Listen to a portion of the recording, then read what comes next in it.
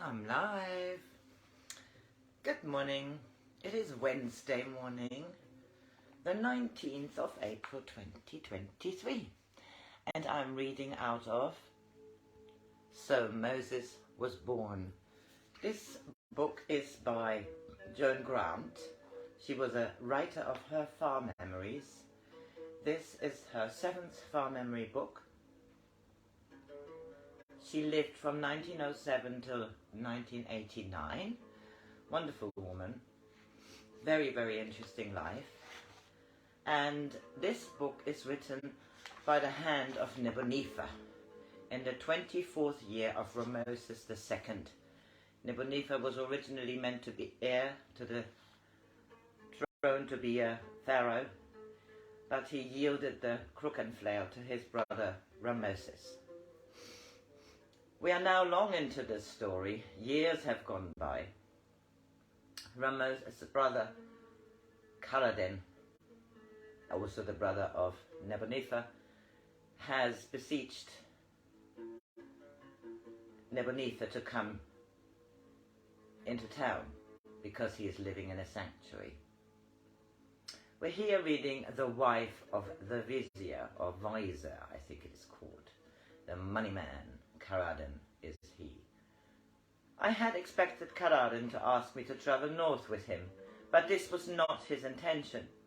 I was to send a letter to Ramoses saying that I had recently dreamt of him and found the loss of his company increasingly hard to endure. This, so Kaladin assured me, would arouse his curiosity and remove any resentment he might still feel at my previous refusal to leave the living water, his sanctuary. I was to be Kaladin's guest and pose as his wife's cousin, a nephew of the nomarch of the Oryx. Such a man had a real identity, but he had died the previous year. It was a good alias, for he had been near my own age, had been named after me, and had lived quietly on his own estate, and so was unknown at court. I willingly agreed to this plan, for it meant I need not start on my journey for nearly 2 months. Ramoses sent me an enthusiastic welcome, adding a royal command that I should proceed with all haste to Tanis, his new city on the seaboard of the eastern delta. I decided to travel by road, driving my own chariot and taking a second one with Apu, the eldest son of Eri and Gwen, who would act as both charioteer and personal servant. We went north by easy stages, for I wished Apu to have the opportunity of seeing something of the great cities which once had been so familiar to me. The magnificence of Ramoses was proclaimed on the walls of temples, on pylons, on obelisks, on colossal statues in granite and limestone. The roads, better roads than had served Egypt even in antiquity, linked new villages, larger towns, and the distant stones had been neglected by Stelia with a royal cartouche, which became increasingly monotonous. I began to wonder if I should recognize the boy I had known in Ramoses, the Pharaoh. At Goshen, a small town to the south of Babastix, we were forced to spend 2 nights while the wheel of my chariot was replaced. The only inn was squalid and noisy, but the boredom which I should normally have felt in such unpleasant surrounding was stemmed by the increasing pleasure I found in Apu's company. Nothing was too trivial to amuse his interest, and the various foreigners he saw who came from the trading barges on the canal brought eager questions, which at times I found difficult to answer.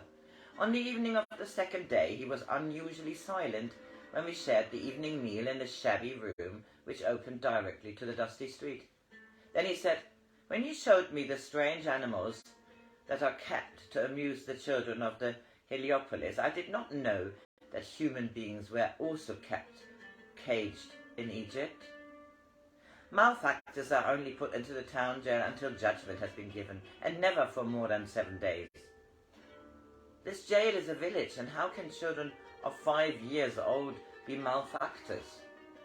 "What children?" I have already asked several people, but they only shrug their shoulders or mutter Hebrews and refuse to say any more, because no one would answer my questions. I spent the afternoon hidden in a dry ditch, where I could watch the Hebrews without being seen by the whipmen. I tried to sound disinterested. It was only with us that men work because they wish to work. Here it is necessary to make sure that the idlers do not batten on the diligent. But none of the people were idle. They were working too fast, as though the grain which they were gleaning was very precious to them. Some were old men, too old to have work so hard, and women and small children, and not even the children laughed or sang.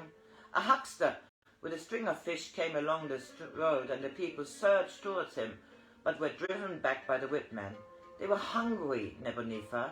How is it possible that anyone in Egypt to be hungry when there have been 4 good Niles in succession? The people you saw have displeased Pharaoh, I said uneasily. They blaspheme against Ra and against Hathor and Horus. They refuse to acknowledge any of our gods.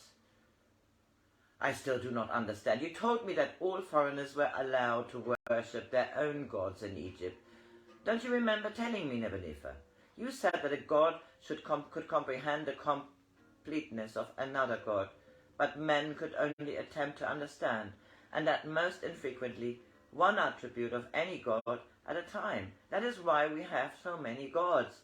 Is the Hebrew God different to all others? This is a discussion only suitable to priests. Neither you nor I can claim that distinction. The subject of Hebrews is one which does not concern us. If you persist in pursuing your inquiries as to their merits or demerits, I cannot prevent you, for I have always affirmed that each individual has the right to acquire knowledge on which to nourish his wisdom. However, if you will be guided, not ordered, but guided by me, I suggest that you find some more profitable method of shaking your excellent thirst for information than concerning yourself with Hebrews. We finished the meal in silence.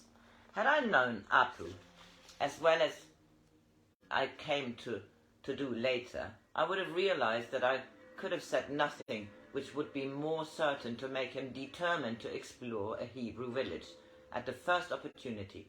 It is exceedingly fortunate that I was so obtuse. We reached Taurus on the 23rd day. I had not been there since I was 15, when it was distinguished only by the marshes which provided the finest wild fowling in Egypt. I was nearly as impressed as Apu, perhaps more than he, for I knew the immense labour it had entailed to drain such large tracts of land as had been necessary to provide dry ground for the wide avenues, shaded by foreign trees, for the spacious villa of the nobles and court officials, for the squares where the more prosperous merchant lived in well-built houses, 2 or even 3 stories high. The principal streets were thronged with chariots and carrying litter, and the people appeared even more prosperous than those we had seen in Memphis. It was obvious that although when I last saw Rameses he was wearing a torn and somewhat grubby kilt, and I the loincloth of a field worker, I should have to provide myself with clothing more suitable than any I had brought with me before proceeding to a royal audience. The purchase of garments would be more a novel experience, for as a prince, such matters had been the concern of the chief of my personal attendants, and during the last 20 years Mina had replaced such items which she considered shabby enough to offend her sense of fitness. I need not have wasted thought on the matter, for Caradon, as I was soon to discover, had, with the greatest tact, furnished the chests in my bedroom with every garment which I could possibly need, even to 30 pairs of sandals and 10 cloaks of the finest wool. The palace was approached by an avenue of sphinxes, whose faces I expected were yet other portraits of Rameses. There were 4 gates, and as my brother was in residence, yellow and scarlet pennants flew from the masts, like a rack of giant spears set in each side of the pylons. So that Apu should have a chance to see the size of the palace, I drove round 3 sides of the outer wall, a wall which enclosed an area the size of an ordinary town, until we came to an arm of the sea. Here Apu inquired the way to the house of the vizier, and then drove ahead, down a wide paved road bordered with palm trees, so that the guards at the entrance pylon would be ready to fling open the gates for me to enter the outer courtyard at full gallop. As I saw him rein in his horses with a flourish, which would have done credit to a royal charioteer, I knew I had been wrong to think he might find his new role a little overwhelming. It would have pleased Sensen to find that the living water gave its people a self-confidence which would have been enviable even to one trained at court. I think it did please her. Caradon and Pempy were waiting for us at the top of the steps which led to the bronze doors of the entrance hall. He greeted me with formality for the benefit of the servants, who thought this would be our first meeting. Pempy played her role equally well, kissing me on both cheeks as though I were indeed her favourite cousin, whom she had not seen for 5 years. She led the way to a pleasant room which opened to their private garden. "Welcome, dear brother," she said, putting her hands on my shoulders and smiling into my eyes. "I feel I already know you, for you have Caradon's ears and a nose of Ramoses. The rest is your own, and I find it very pleasing." I kissed her warmly. "I salute you as a sister. You must not expect me to behave as though I were a mere cousin, and a neglectful cousin at that." Cakes and wine had been set ready, and she insisted that I ate before she allowed me to ask questions. "Is it cruel to satisfy a guest's hunger only to whet his appetite for information?" I said, shaking the crumbs from the pleats of my kilt. "What is the news of our illustrious brother? How many additions to our royal house may be anticipated?" 23, said Peppy, "unless there are any twins." "Which is worse than I feared," said Caradon gloomily. "I had hoped for no more than 20. Less might have provoked Ramoses into some further proof of his virility." "Wasn't it outrageous of Ramoses to make Caradon choose them?" said Pempy. "How dared he expose me to such barbs of jealousy?" But she smiled at her husband in a way which proved she was immune to his horrid affliction. "Peppy helped me," he said. "I should have been lost without her advice." She shrugged. "He would have been Neb. All he bothered about was whether their lineage was respectable. Consider Pharaoh's fury if he had been presented with the eldest daughter of the nomarch of the Sistrum, who had a clubbed foot and is still a virgin at 30, or the sister of the governor of the southern garrison, who is too idle to pluck her hair to conceal that her forehead is lower than an ape's. I still maintain that my paramount duty was to ensure that we shall not be embarrassed if it ever becomes necessary to record their ancestry, not only for our contemporaries, but for posterity," said Caradon with a pomposity which I already realized was unusual to him in the presence of his wife. "You sound as though you had been asked to choose cows for the royal herd," said Pempy. He sighed. "I wish my task had been so easy. No sacred bull can ever cause such anxiety to his herdsmen." Pempy laughed. If Ramoses were a bull, he would expect Hathor to let him range the celestial fields. "And to breed golden calves." Caradon shivered and glanced towards the window. "The wind has turned cold." It was a curious remark, for the evening was sultry, with the threat of thunder. Pempy put her hand to his forehead. "You are not getting a fever?" "If I shivered, it is only because I am growing increasingly doubtful of my ability to protect Egypt from Pharaoh's exaggerated ambition.